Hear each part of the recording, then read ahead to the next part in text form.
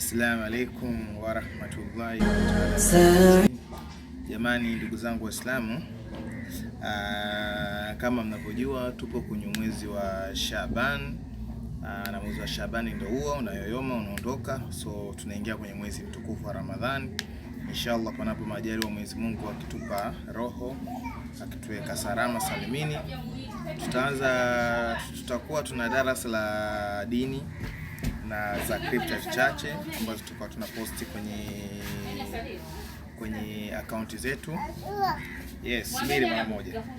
So, cha kwanza ningependa nianze na Waislamu wenzangu, kwa wale ambao wasiofahamu miezi ya Kiislamu.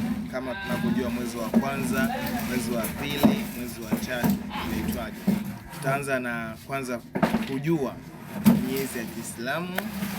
Tukishajua miezi ya Kiislamu, tutakuja kuangalia kila mwezi wa Kiislamu, yani kama kila mwezi wa kwanza unatakiwa ufanye nini, kadhalika.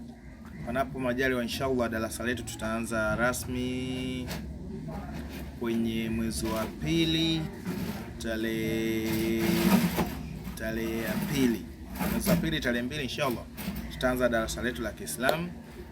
Naamini kuna watu wengi sana Waislamu ambao hawajui, na sio kwa kupenda kwao, ni hawajui tuna miezi mingapi ya Kiislamu na miezi ya Kiislamu inaitwaje kwa Kiislamu, tukiachana na miezi ya kidunia. Hii mwezi wa kwanza, Januari, Februari, pia Kiislamu nayo ina hiyo miezi, ila ipo Kiislamu.